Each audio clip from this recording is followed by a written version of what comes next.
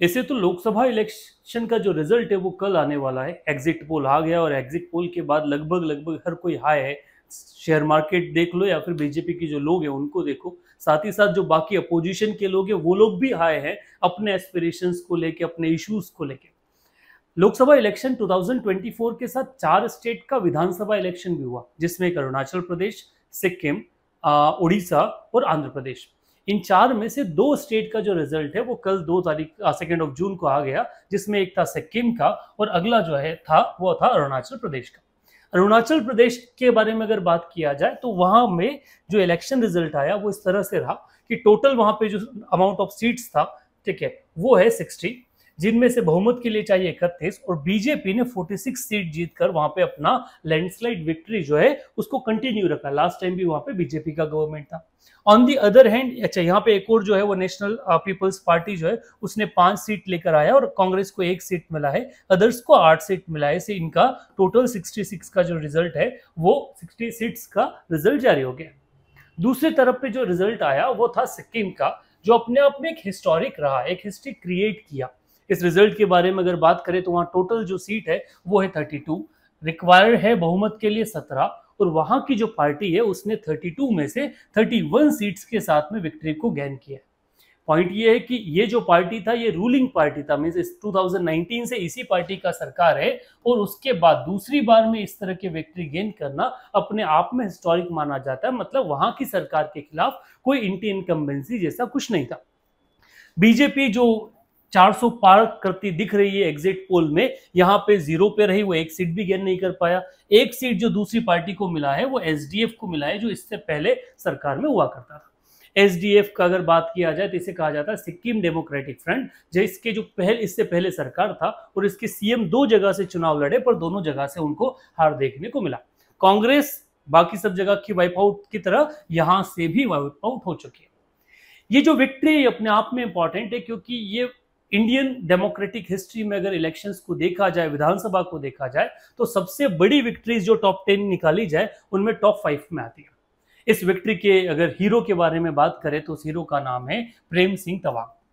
Prem Singh Tawang basically एक Nepali mother and father से born एक इंडिविजुअल है जो सिक्किम की राजनीति में अपना करियर स्टार्ट करते हैं 1994 में, जब वो वहां की एक political party Sikkim democratic front, जिसे हम एसडीके बोलते हैं, एसडीएफ बोलते हैं, उसके साथ स्टार्ट करते हैं।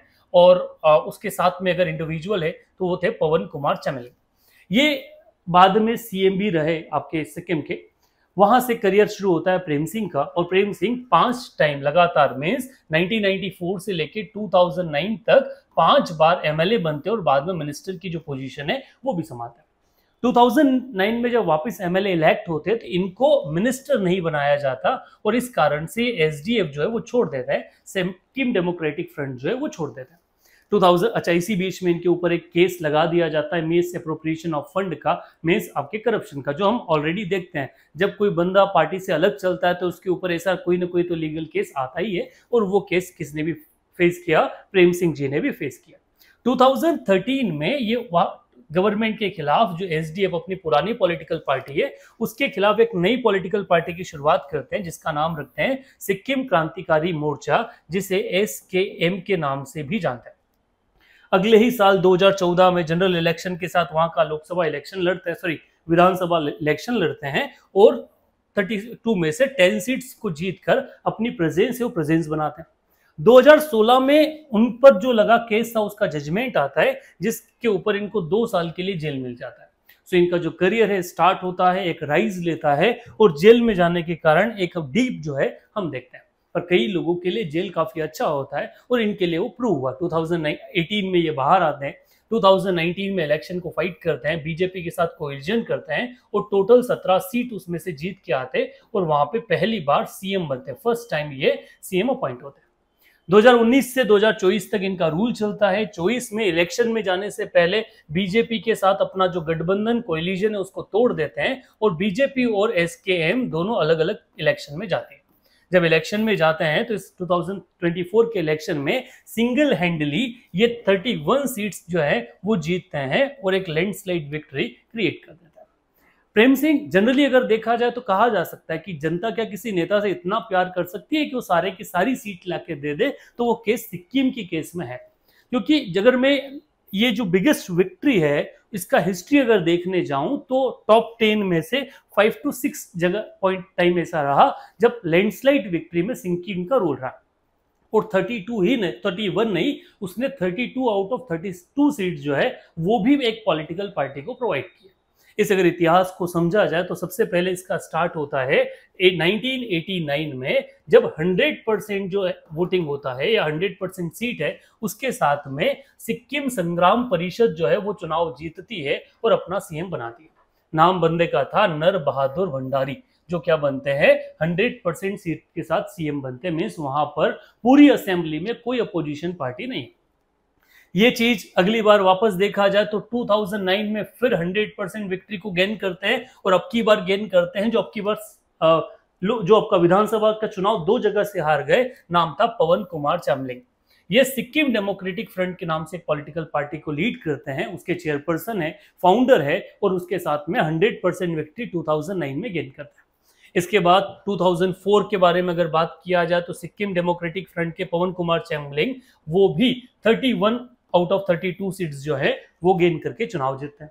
और ये कि यही चीज वापस रिपीट होता है 2024 में, जब प्रेम सिंह तमंग जो है वो 31 आउट ऑफ 32 सीट्स जो है वो जीत के सिक्किम पर अपनी गवर्नमेंट फॉर्मेशन करते हैं।